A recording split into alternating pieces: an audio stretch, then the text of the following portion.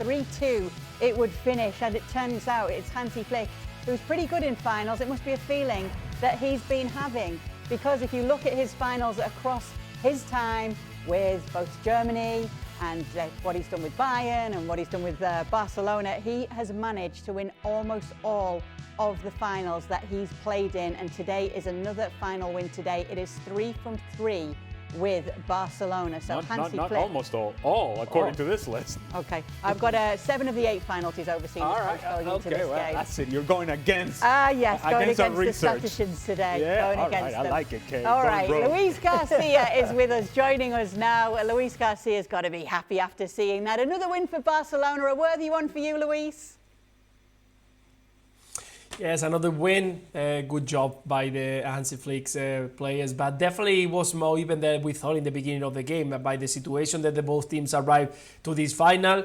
I think I would have said 60-40 for Barcelona, and in the end it was very, very close, because Real Madrid proved once again that when the big moments arrive, all the players, they stop, make a step forward, and they show what they need. They show that is the talent, and of course that competitiveness that comes with the jersey. We saw in the first 45 a better Barcelona, more dominant, more controlling the game, but in those last 5 minutes, everything just blew away, and we saw how Real Madrid controlled it and scored that fantastic goal from Vini Jr. In the second half, there were moments, there were waves from one side to the other side, and at some point I saw Real Madrid really, really strong, and even I thought that at some point they will manage to do what they do the best in these kind of finals, bring everything going forward and scoring that goal to allow them to win the trophy. But it was Barcelona who found that fantastic goal from luckily, deflection from Rafinha. And in the end, a very exciting game. I think that everyone, doesn't matter if you are Barcelona, Real Madrid fan, could say that they didn't enjoy this beautiful 90 minutes. And there he was, Rafinha making a sliding challenge. That is what I think Hansi Flick appreciates. I love the goals, love what he does offensively, but when the work is needed, he's willing, and he leads the team by example and saying, follow me. I'll do the running as well on this side of the field. If you're going to play with a high line, and you're going to then press higher up the pitch, you have to have players that are both willing to do it and capable of doing it. And Rafinha is that player who does it extremely well for Barcelona. I think there's they will concede less goals when Rafinha is on the pitch, because the press is better, which then puts less pressure on the high line. And obviously him missing for a portion of the season so far was a big loss. Now him coming back not only into fitness and form, it makes a huge difference for Barcelona going forward. What else did you like about Barcelona today, Luis?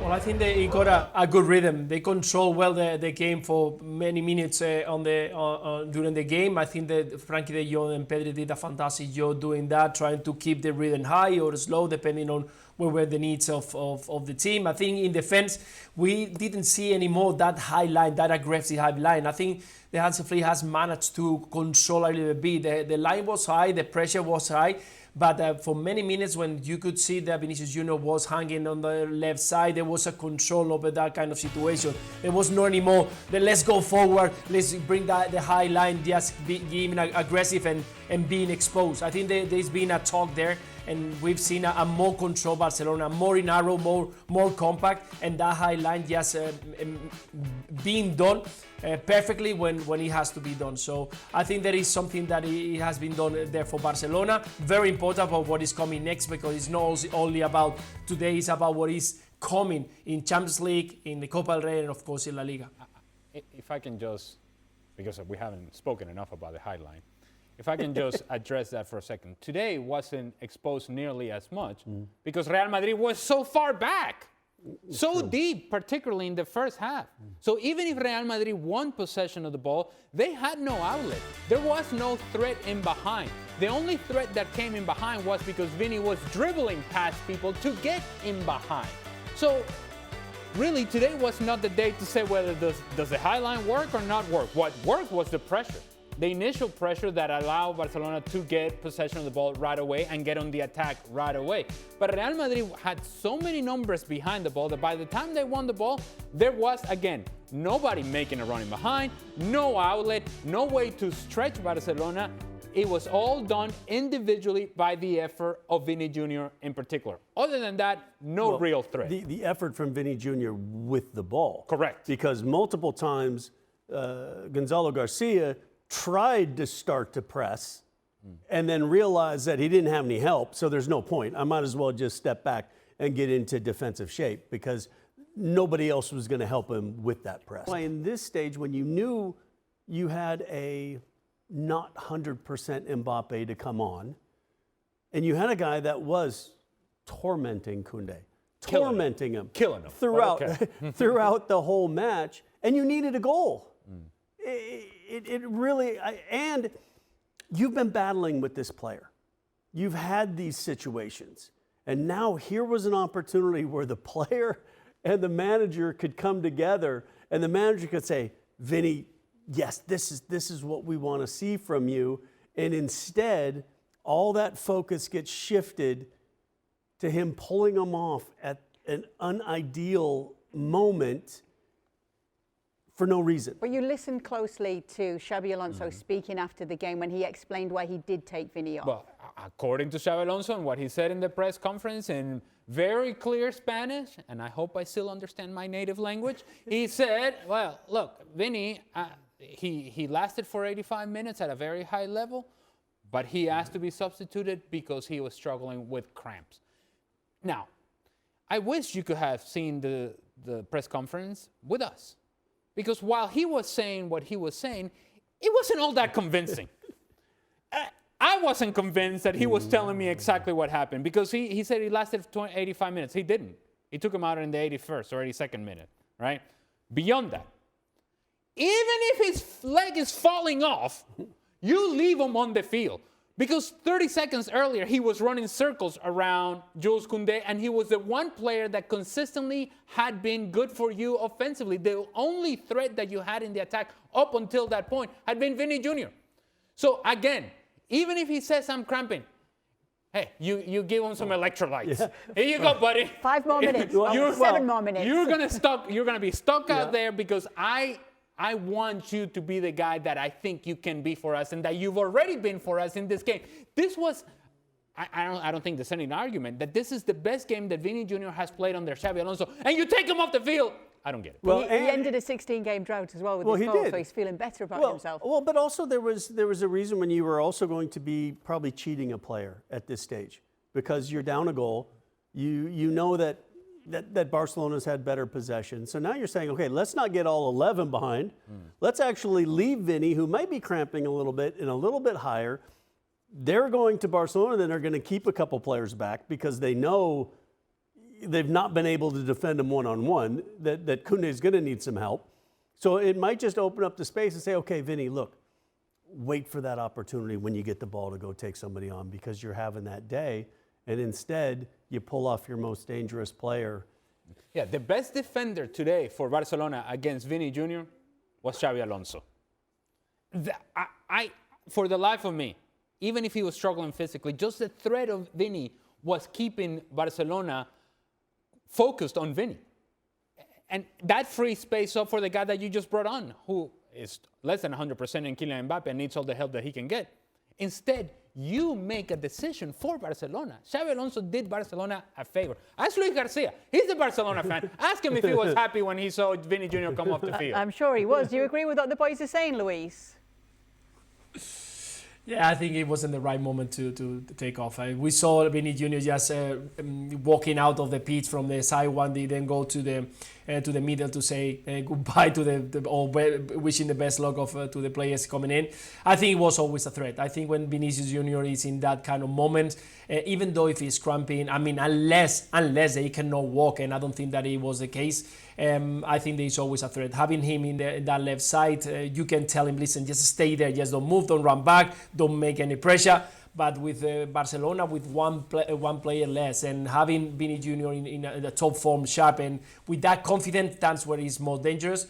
So I think that it would make a favor to Barcelona, removing him from the pitch. Luis, this decision aside, do you think Xabi Alonso did enough with Real Madrid today to keep his job if it was dependent on this Supercopa, which we were hearing back in Spain? Definitely did a fantastic job. Starting from the first 45, when he made a change, he brought Tchouaméni into the centre back because he saw that he was having problems, and Valverde bringing to the middle, Asensio to the right back. I think Asensio did a fantastic job also in that right side today. Tchouaméni also as a centre back, that's a movement that he realized, he recognized during the game. And I think that the A plan that they had to play against Barcelona, it was the correct one. You cannot go open against Barcelona. You cannot go bringing players and committing players forward, because they are fantastic at the moment. They are with a lot of confidence. The movement of the ball, if they do it quick and they start bringing the ball in through the middle, and then you're going to have problems. So I think he did a very, very good job. Understood what it was the plan against Barcelona, that they will have their options with Vinicius, with Rodrigo, and maybe with Kylian Mbappe in the second half. And in the end, let's don't forget, they had two big options in the end to get the equalizer, and it was only a matter of luck or a good touch to put that goal in. So I think he did a very good job, and I'm sure the fans of Barcelona, the fans of Real Madrid, apart from removing Vini Juniors, they're going to be happy with Xavi on today's game. Do you agree, Casey? I think so. I mean, and I don't think Real Madrid need to change this. I think part of the problem, I think, is who's really in control of making decisions with the squad. You know, I mean, I see a situation where I think Xavi Alonso would love to sell Vini Jr., give Mbappe that left-hand side, let Gonzalo Garcia be the guy that is that true striker that they haven't necessarily played with for a while. And does that change the dynamic of who actually is the man in charge? It's so difficult for a coach at any level when players have more power than you and nobody really knows who's actually making decisions. Because it doesn't look like, I mean, and take this late substitution. It never really looked like Vinny and Alonso have been on the same page. Well, he better hope, Xabi Alonso better hope that Vinny comes out in one of the social media outlets and said, look, I was cramping, I couldn't feel my legs anymore, I asked to be substituted, the coach made the right decision. All right? He better hope that he says that instead of actually coming out, which is more likely than not, and say, I was fine, I wanted to keep playing. And if indeed that happens, now we've created a whole soap opera that didn't need to be there. And this is why I think Xabi Alonso has harmed himself. In making this decision, an unnecessary substitution, he has now created yet more drama around him and his relationship, or not, with Vini Jr. And that in itself, again, is only going to create more. You said something about Barcelona, that they look more like a unit. They look more like a the group. locker room seems more together. Cohesive, for sure. You don't say cohesion when you talk about Real Madrid. Correct. And Vini Jr. and his relationship with Xabi Alonso. Yeah, we've got to give a big nod to Hansi Flick for that. He's standing by with Gemma Soler, now the winning coach, to talk about today.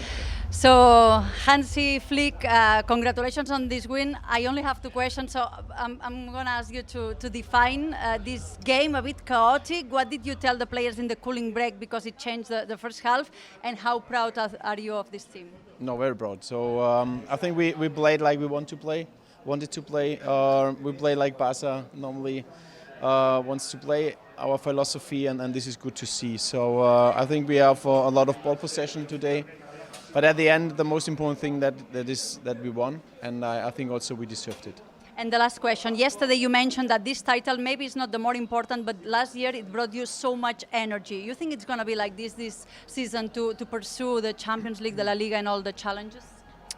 It's not easy. It's not easy because I think we have in January, we have every 3-4 days we have huge games in Champions League, in La Liga, but also in the Copa. It's not easy for the players, for us, but at the end, I think also it could give us a lot of confidence, but we also showed again how good we are, and we scored the goals, and this is amazing. Congratulations! We'll let you enjoy with the players. Thank you very much. Thank you, gracias. And there we go, most Supercopa de España titles, 16 for Barcelona. They were already holding the record with the 15 they had, but it is back-to-back wins for them against Real Madrid in this fixture. Yet another trophy for them, and they've won 3 of the last 4 editions. Luis is still here. He's a final specialist, is Hansi Flick, and he's definitely getting the best out of this Barca team, Luis. Yeah, definitely. And the guys that were mentioned about the cohesion inside the dressing room, you can see that there is a fight in between all of them to try to bring the team to the best of the best. And last year, Champions League was kind of a challenge. They won La Liga, they won the Supercup, and they started this season kind of the same way. And they go that low, and now they are recovering players. They can rotate more. Today, you have a look on what they got on the field with Ferran Torres, with Rooney, with Dani Olmo. They got so many replacements who can change the direction of any team. So I think that right now he must be very happy. They've been conceding also less goals in the past month and a half, and I'm sure that this trophy is going to make them get more confidence for what is coming next in the coming months. So yeah, congratulate Barcelona because they did a fantastic job, even though it was a very difficult game. But definitely they are in the right direction to be again a big successful year. Whether that's Rafinha, who we already talked about, whether that's Robert Lewandowski, on today's feeling by Hansi Flick. Imagine if you're Ferran Torres and the manager is telling you, I have a feeling about the other guy. How does that make you feel? Well, the only good part that helped is it's a Robert Lewandowski. Yeah, of course. It's a legend that is kind of coming in with that feeling. But remember, this is also a Barcelona side that we never know who's going to be registered. We never know what's going to. There's always some. Why bring it there? Because it's relevant. You're having this success, and Hansi Flick is having this success when there's still turmoil going around the club. And that kind of shows you how galvanizing he's been and how that locker room is kind of together. Yeah, speaking of galvanizing as well, because you think about it, they lost that first Clasico this season in La Liga, and then they've only lost at Stamford Bridge to Chelsea in the Champions League since then. What you're seeing with this team, going back to the cohesion and the unit side of things, is that even if it isn't the best day of one of your better players, the other players are stepping up and being counted. And again, you're depending on the players to deliver for you. Think of Joan Garcia and the pressure of Joan Garcia going back to Espanyol and all the build-up on that game. And Joan Garcia was the MVP of that match, where he's making save and here. And they find a and win. I save there. And I save here. And I save over there. Because most times as a goalkeeper, when you have a great game, you don't win. So what you're able to do is have a great game against your former club. When you're getting called a rat. When but when your team isn't playing particularly as well as you expect them to do. So it's now his turn to help the team, and then they get a late goal and they win. And look, what has been clear, because you just mentioned the first Clásico that we watched. So this was back October 26th. Since then, Barcelona has taken off. And it didn't seem like that was going to be the case. It felt like it was Real Madrid in full control of La Liga, and that has just disappeared. So while Barcelona seems to be trending in the right direction, trending upwards, Real Madrid, not so much. And while this Supercopa de España may be sort of framed by Real Madrid and Real Madrid supporters as a positive step, as a step forward, let's not forget that we're hanging on against Atletico Madrid in the semifinals. So we can shape the argument however we want to. The truth is that Barcelona continues to win, and Real Madrid has a lot of work to be done. Luis Garcia, we're going to let you go to bed, but you get the final say on the winners Barcelona tonight. No, nothing. I think the guys just breaking down very well. I think that this Barcelona right now is stronger than a few months back. I think they understand that working together, that rotation is working. The manager's message is getting into the field. Today, we didn't even mention about Gerard Martin, that he was the perfect partner for Cubarsí no long ago, and now it's Eric Garcia, and the team is still working in the same way. It doesn't matter who is playing in the middle, who is playing up front. Rotation are working. Rashford came on in the second half and did a fantastic job, even though it was closer also to score once or twice. So I think that the direction, the strength, the determination of this team is in the right direction. We'll have to wait and see, because anything, any game, any moment can be a turning point and go to the other one. We've seen it so far with Real Madrid, with Atletico Madrid, and also with this Barcelona at the beginning of the season. So strong Barcelona win, and I think that right now they are in a good situation to feel that they can be challenging once again for every single trophy. Yes, and we'll be following it closely. True professional, Luis, by the way. True pro. True professional, because you know, within his heart and soul, he's enjoying this quite a bit. He's going to dance back to his room now. But yes, there we go. Congratulations to Barcelona on winning the Supercopa. They will be back in action in the Copa del Rey last 16 against Racing Santander on Thursday. Day before that, Albacete will be taking on Real Madrid. You can catch both of those games on ESPN+. from the third round of the FA Cup for just the third time since the 84-85 season. Danny Welbeck pouring more misery on his former club. Let's get word from Darren Fletcher after the match. It's been a difficult period for them in terms of a lot of games with a thin squad, so there's a lot of tired legs, but for me they gave them all, and they're going to have to regroup and come together with a lot to play for in the Premier League. Did you think when it went 2-1 we might have seen a famous Old Trafford ending again? Well, that's what I know, so I felt like the crowd was up, I felt like the players were in a good place, and you almost felt like if we can get a few more opportunities to get the ball in the box, it might happen, because this stadium's special for that, and I've got great memories of that. Unfortunately, it wasn't be today. In terms of going behind, can you see the confidence levels drop? Are they a little bit fragile at the moment? Well, they are, but they've got to get away from it. You know, you could see that once they conceded the goal, it was difficult for them to respond, and it took them a while to get themselves back onto their feet. But that only changes with winning football matches and going on a run. And for me, you've got to dig deep to win football matches first. It's not going to be from the football, it's going to be from rolling your sleeves up, working hard, coming together as a team, finding a way to grind out or winning a game ugly at times. From there, your football can develop and you can go on a winning run and you can build confidence. Gab Marcotti joining us now, and the problems continue to build for Manchester United. Gab? They do. They didn't need this. Obviously, this means that there's nothing left to play for this season, except for the Premier League. But I think in some ways, if you're Darren Fletcher, you want to try to turn a negative into a positive, make lemons with your lemonade, if you will, which is basically that it's a transition. You're building towards something. You're going to select a new manager. These players who are out there, they have a goal, and that goal is to get United into the Champions League for next season. No excuses, no distractions, no European football, no FA Cup, no League Cup, no nonsense. And now you can laser in. I think it's pretty much the only message you can give. I don't think United played that badly today. I think there were some positives to take, but obviously it's another blow. Yeah, and Casey, when you look at what's ahead for them, they've got Manchester City at Old Trafford coming up at the weekend, and then a trip the following Sunday to face Arsenal. So it's not about to get any easier. No, it's not. But we've been hearing this for how many years now with Manchester United? It's a transition period. The new manager will come in. We'll give them some time for their transition to be able to. Sometimes the rhetoric has to stop, and I think everybody wants. Well, I guess not everybody, but a lot of people want to see the Manchester United that I was used to playing against. The Alex Ferguson Manchester United. Where is that next transition going to turn into reality? And because right now the reality is Manchester United are not a Champions League team that Gab suggests the focus is there to go on and become that. And if you hear Darren Fletcher, and you see in the caption, interim manager, and he's being asked about the players and about the game, he referred to Manchester United players not as we the team, but they. They need to get over this. They need to be ready to play. They need to be able to overcome difficulties in a game. Almost as if to say, look, I'm here for now, but really this is not my problem.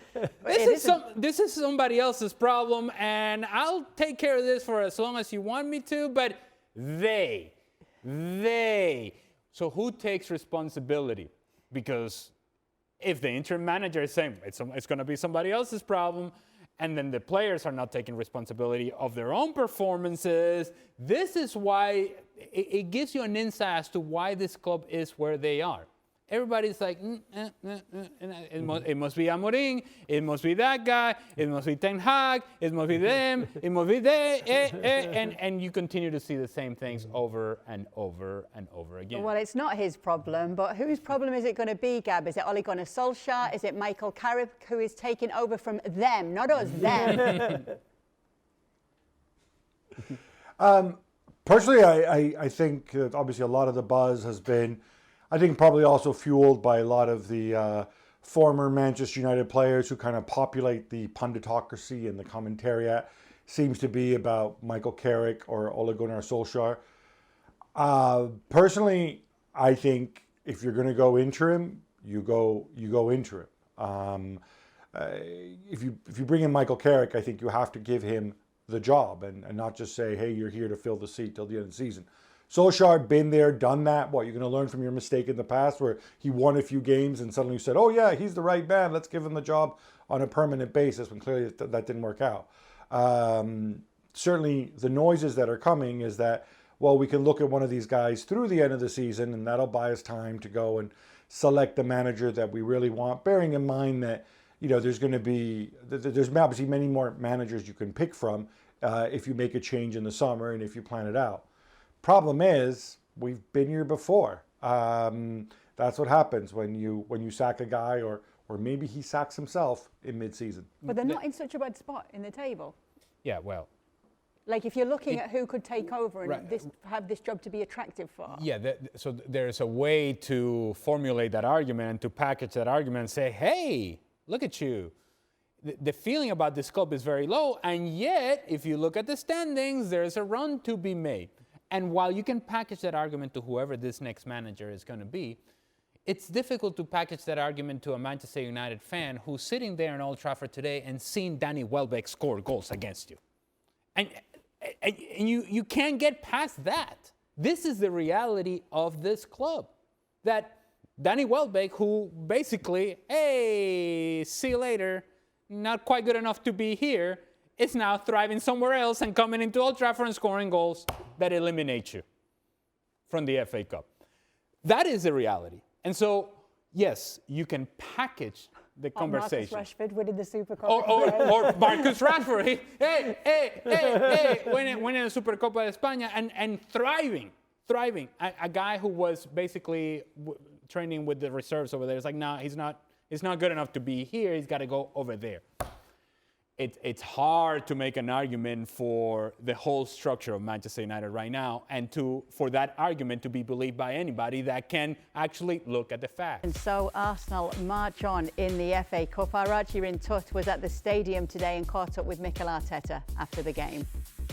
Mikel, how would you sum up that performance and that game in the end? Well, we are in the next round. We are very happy because it's never easy. And we started the game exactly how we didn't want to, giving them momentum, hope and an early goal. But it's true that after that we reacted, even though the first half was a bit scrappy and the conditions obviously were quite tough to play the game that we wanted. We improved in the second half and then the margins becomes much bigger. Can you talk to me about how your players negotiate these kind of conditions? Because at no point did your players seem fazed by anything. Of course, this season you've only lost 2 games, but just even when Noni Madueke was taking the penalty, just seeing the way that Gabriel was talking to Ethan Nwaneri saying, hey, these are the things you need to do. Yeah. Can you just talk me through that? Well, the players are taking another step in terms of ownership and initiative, and you can see that. We knew that today was going to be very rainy, big atmosphere, windy, and difficult, and you need to embrace that. As you want to win this competition, you have to come to these grounds and do the things that have to be done to earn the right to win the game, and we've done it. And the moment that our quality showed up a little bit, the margins were bigger. In terms of the danger that you pose from set pieces, everybody knows it and no one can stop it. And just hearing the way that the opposition fans are ironically cheering when they successfully defend a set piece from your team, that's kind of a mark of respect, I guess. How do you see it? Yeah, obviously there is a massive weapon for us there, and the way we're executing it, the consistency that we showed and the quality to do what we have to do, it makes it very difficult for opponents. So good to have a very direct way of scoring goals that is very efficient.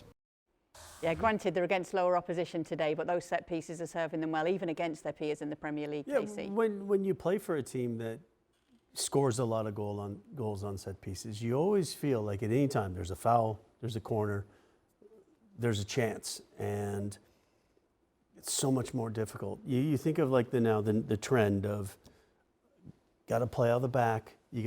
What's easier, to score on a set piece if you're good at it, or 40 pass combination from your goalkeeper to put the ball in the back of the net? So I think it gives any team a ton of confidence knowing at any time you win a set piece or you win a corner, you have a great chance of scoring. And it also puts stress on the other teams, that they are conditioned now to basically tell themselves, we cannot give up a corner kick. We cannot give up an opportunity, because it feels that every time there's a corner kick, Arsenal grows in confidence and the other team grows in fear, whoever the opposition is. It doesn't even matter whether it's Portsmouth or somebody in the Premier League.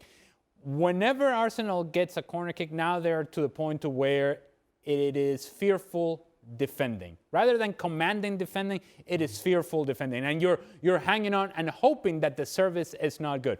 If the service is good and the movement is good, and they seem to have 27 set plays coming out of corner kicks, and they're able to execute, which is the most important thing. Because I don't care how good of an assistant coach you have that focuses on set pieces, a set piece coach. If you don't have the service, and you don't have the movement, and you don't have the quality of the players, all of this is for naught. And so the first thing is that the service is always there. And in this particular game, it was complicated. And it was the set pieces that got them out of trouble. And we have seen this with this Arsenal team, that it is set pieces that at times is able to get them out of trouble. And that's just as valid as a combination play would be. For them, this goals count exactly the same, and they continue to be a threat. That's undeniable. West Ham finally ending a run of 10 matches without a win. These are some of the results from the day as well. The upset on the day was Mansfield Town from League One claiming the name of a championship side in Sheffield United. No such problems for Norwich City today against Warsaw. As you can see here, West Brom and Hull City both advancing following penalty shootouts over Swansea and Blackburn, respectively. More FA Cup action coming up tomorrow in the form of Liverpool against Barnsley. You can catch that at 2:15 p.m. Eastern on ESPN+. It is Inter who are sitting top of the table. Milan dropping more points today in their game against Fiorentina, and this is how things are looking at the top of the table. But what's the story from this game, Gab Marcotti? I think the story is that penalty to Inter was so infuriated Antonio Conte, Rahmani and Mkhitaryan. Look, we know that the trend has been if you step on an opponent's foot, then it's a foul. It's the kind of anywhere else on the pitch argument. This was in the penalty area. However, I think what really bugged Conte is that it wasn't given by the referee who saw it as sort of like a natural challenge. Inevitably, if you play football at any level, at some point you will step on another dude's foot or he will step on yours. And that doesn't make it a foul, and it certainly doesn't make it a penalty. And I think Conte was incensed that VAR came back in and basically forced the referee to look at this. And then the referee, Doveri, at that point felt he had no choice but to give the penalty, which obviously Çalhanoğlu converted.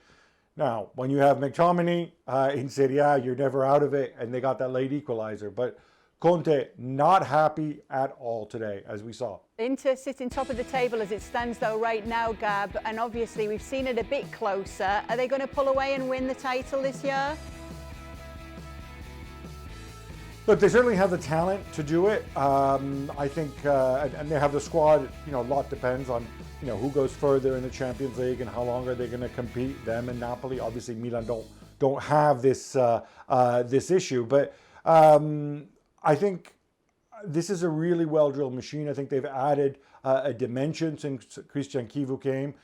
They're not afraid to say, give us the ball. We're going to try to go and beat you rather than being reactive like a number of teams in Serie A are.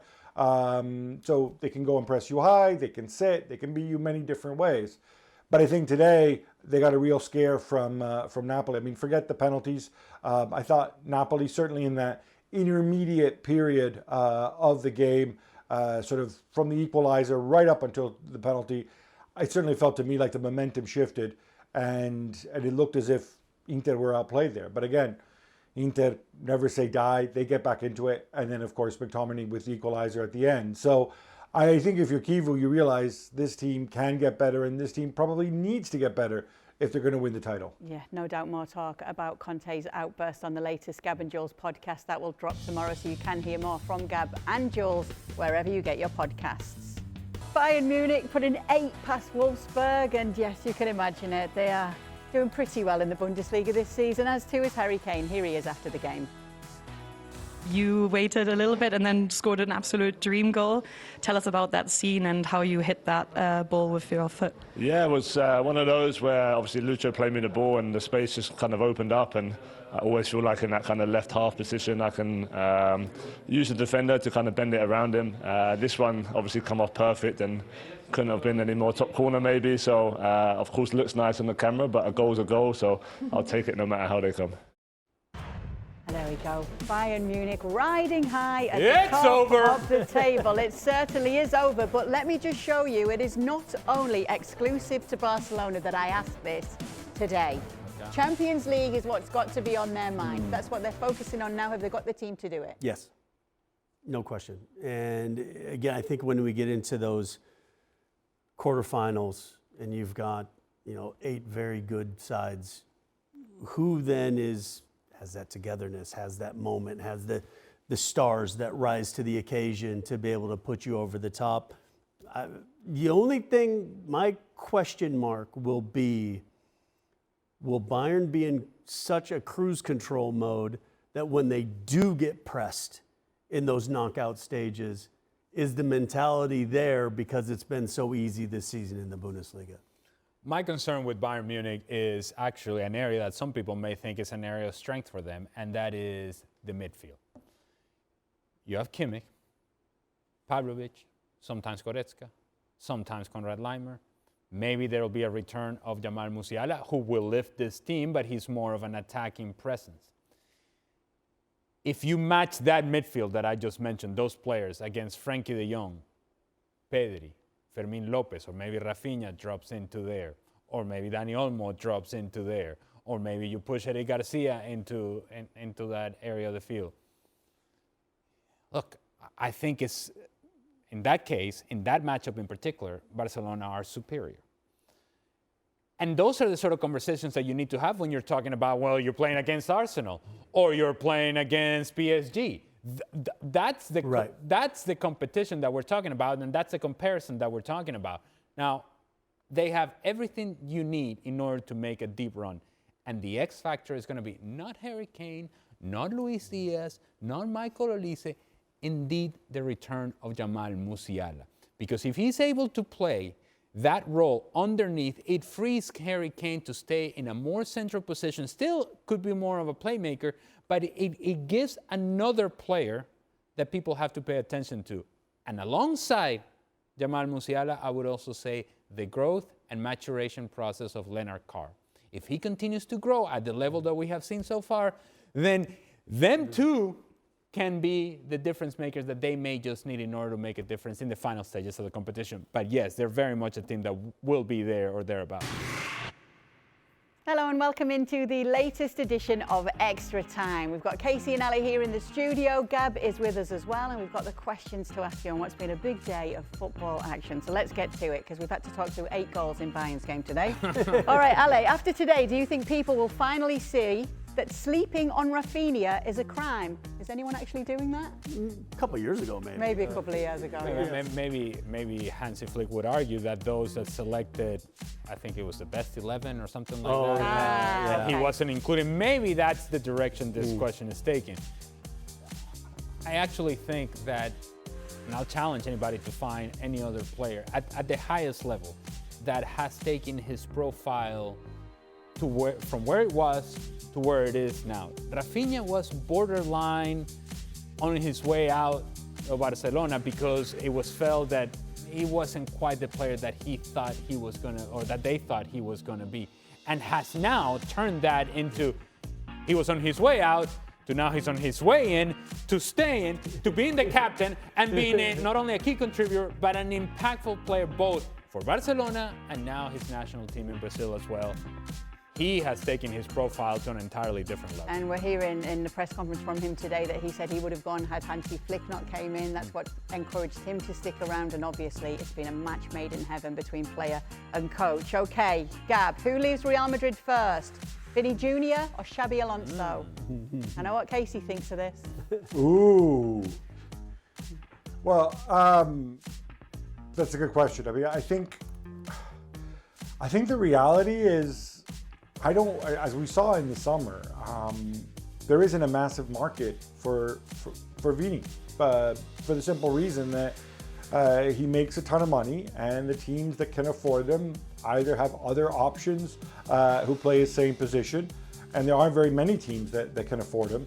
So I think this ends up with him sticking around, and so therefore by inertia, I think it's more likely that it's going to be Xabi Alonso, not because he's necessarily going to be a failure, but because you could see Vini sticking around endlessly, kind of the way Gareth Bale did, and maybe carving himself out that position where, you know, he plays well in a couple big games, he turns things for you, and you can't really move him because he makes too much money. Whereas Xabi Alonso becomes expendable. I mean, you look at the fury that was vented against him just before Christmas, and probably what he's going to face now after losing the Super Cup, despite the fight back and whatever.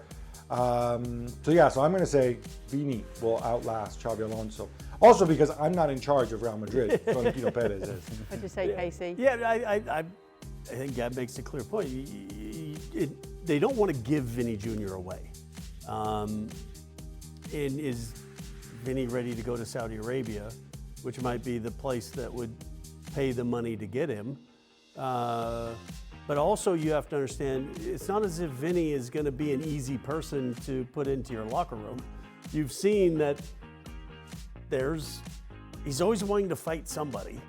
And sometimes other clubs think, is that the personality we want to bring in? You have to be better than 1 goal in your last 17 matches to deal with that personality. And with the price tag, yeah, I agree with Gab. I think unfortunately it's a lot easier to say, hey, let's change the manager and see if he can get this player playing back the way we know he's capable of playing. And not that Vinny Jr. needed to audition for the Saudi League. But if indeed you take this match as an audition, this final for the Saudi League, and whatever team was willing to pay ridiculous money, that ridiculous money is times after the performance in this final. That number grows exponentially. And so if indeed they put forth an offer that is just ridiculous, both for Real Madrid and the player, maybe Vini says, well, I'll tell you what, I can get used to playing in Saudi Arabia.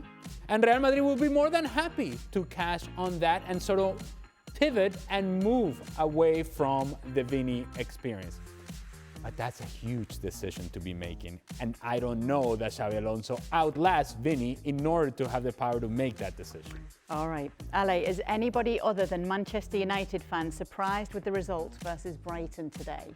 No, I don't think Manchester United fans are surprised themselves. Even Manchester United fans in losing to Brighton, they're not like, man, I tell you what, never saw this coming. I think now there is real fear, and has been for a while, within Manchester United fans that it doesn't matter who we play, when we play, or where we play them. There's an opportunity that we may lose this game. And when, even though their standings in the Premier League is not all that bad, I think there's this black cloud that is just hanging over this team that doesn't seem to go anywhere, that has just stayed on top of them, and it doesn't matter what changes you make, it's just always raining. And again, Manchester United doesn't seem to be going anywhere anytime fast. I mean, it is always raining in Manchester. Well, like I said, always raining. Yeah. The better job at the moment, Gab, managing Manchester United or Chelsea? Ooh. Okay, look, I would have thought Manchester United, and I think for the reason that obviously it is a bigger club and they'll probably pay you more money, but I think if you get it right at Manchester United, you can shape the direction the club is going, and you can shape it from a manager's perspective. I think Chelsea, it's a different situation. At Chelsea, you have to marry the model that Bedat Iqbali and the other owners have put out there, and that is buy young players, develop them, financialize them, move them, trade them, and you're kind of on this sort of constant treadmill. So for that reason, I think there is, well, that and the fact that United are a bigger club, I would say there's more of an upside at Manchester United. Now, if you're asking me, what's the better club to manage if you want to win another piece of silverware, then I'll tell you it's probably going to be Chelsea. But as a manager, if you want to build something longer term and kind of do your own thing, it has to be Manchester United. I think the answer is who's going to give you the best payout when you get fired, because that seems to be the pattern right now, because nobody seems to be able to stay there long enough to build what Gab wants them to build. And I think it's crazy how you look at the unbelievable stability of Manchester United under Sir Alex. What Mourinho was able to do at 2 different times with Chelsea, and now it's just a constant merry-go-round. The only reason I would say Chelsea is because in the end, managers depend heavily on the players and the quality of players that you have available. And I think that Chelsea has a better group available, although extensive, a better group available than that of Manchester United. And so you depend on the material that you have available. I think Chelsea has better material right now. Yeah, extensive is an understatement, right, at Chelsea. Okay, Gab, is Scott McTominay already the best player in Serie A again? He's certainly up there. For me, I would probably go with somebody like Lautaro, but it's close. He's certainly in that conversation, and I think what really sets him apart isn't just kind of the goals and the leadership. It's also been the adaptability. You know, when players went down, when he had to play deeper, go back to the Manchester United position and kind of in front of the back four, he went and he did that. When he needs to score goals, become like the de facto center forward, because the other center forward is Rasmus Højlund, who's not exactly Mr. Prolific. He goes and he does that. His adaptability, his embrace of Naples, of the city, of the club, his willingness to follow very detailed orders from Antonio Conte, all of this stuff together with his productivity tells you he's really a very, very special player who's come on in leaps and bounds. Funny what can happen. I mean, Ali's right what he says before, you need the good players. Yeah, you also need good managers who know what they're doing with you to get the best out of somebody. He didn't have the luxury of that, certainly in his latter years at Manchester United. I don't know that Gab has a soft spot for many people. He has a soft spot for Scott McTominay. Anytime I hear Gab talking about McTominay, it's like he prepped, it's like, all right, he straightens up a little bit. He sits up a little bit and gets all excited, and you see the smirk, you see the smile. I like Gab in a good mood. It's hard not to. He's been so good since coming there. Yep. Casey and Gavin, I'll bring Ale into this one as well, because we've heard Kane talking about this in an interview. Okay. Why does the nearly 33-year-old Kane insist on playing as a deep-lying playmaker for Bayern? Is he trying to show us that he's a great overall footballer? It makes no sense, as he's there to score goals and isn't getting any younger. Go ahead. I mean, Kane, I think, always played that role. Even at Tottenham, he would drop a little bit. Now he'd play it wide and then kind of be that late run into the box. And I think he still shows that when it needs to. But I think Ali made the point earlier when he said when Musiala comes back, there won't be maybe as important for Kane to then have to drop back and be that playmaker. So, you know, I think most of us enjoy a player that's able to do what the team needs you to do at that point in time. Gab talked about it with McTominay. And I think at this point in time with Musiala out for Bayern, it helps, because in the end it doesn't matter who's scoring the goals and who's facilitating them, but you need that balance. What did we talk about that with Real Madrid today? That without Mbappe, where's that balance? Barcelona, the balance is there, that it doesn't have to be just the one person. And I think at Bayern Munich right now, Kane is like more than happy. I mean, you saw in the highlights, Kane's one-on-one, could have shot. Said, here, I'll just kind of pass it over here for the tap in. And I love that in a player, that unselfishness. Well, I would have an issue with his willingness or this variety of his game to go in a deeper position and be getting balls from center backs and actually spraying balls over the top if somehow that would affect his productivity in the final third. Last time I checked, Harry Kane scoring like 1,000 goals at Bayern Munich. So the productivity is not suffering. So what I'm thinking is actually he's added more variety to his game. While he did do it at Spurs, now he's doing it from even deeper positions. There's hold-up play, there's combination play, switching the point of attack. He is giving you the full gamut of skill set, and he's showing it to everybody. But he's not doing it because he wants to show it to everybody. He's doing it because it's what Bayern Munich requires from him, and Vincent Kompany requires from him at the time. And again, more importantly, it doesn't sacrifice his productivity. When you need a tap-in, he's still there to provide you the tap-in. Gab? Yeah, just two things to add to that. I completely agree. One is it makes sense within the functionality of the team because you have wingers like Luis Diaz or Michael Olise or Gnabry or whatever who are very good and are prolific goal scorers themselves who can run past you. It doesn't do you much good to have a center forward dropping off if there's nobody then occupying that space that he vacates. The other thing is, and I say this with the greatest of love and respect for the Bundesliga, Bayern Munich are playing a slightly different sport when they're there because they often face teams that, go and put a bunch of people behind the ball and then the penalty area is clogged. So then Harry Kane can either sit there and, wait for balls to come into the box and score, or he can actually go and get the box, try to move his markers out of position, and so on.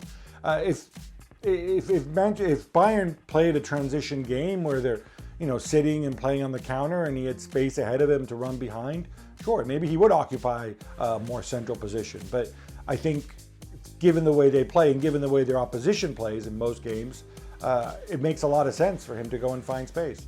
There we go. Thank you. I do like the handle here, the macaroni and chiesa. That's nice. Nice, right? Don't know if it works, but I like the effort. Yeah, the effort's there. That's very negative from you. I mean, you know what it is? Italian husband. She didn't. No, yeah, I don't. Well, listen, let's put it to an actual Italian. Are you happy with macaroni and chiesa, Gab? I mean, if most people actually know that his name is Chiesa and not Chiesa, maybe if there was some doubt about that, maybe it would be kind of funny. Yeah.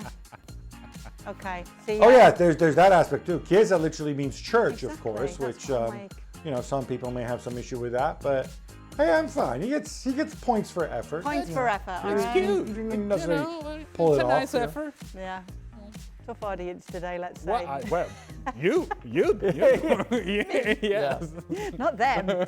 Me. Yes. Us. Yeah. We. Yeah. All right. Thank you so much for sending in your Barcelona, questions. great victory, but can they win the Champions League? Yes. What a Listen. I like to, push these teams. They've got the potential. They've got the ability. Let them do it. All right. Okay. Macaroni and chiesa for everybody.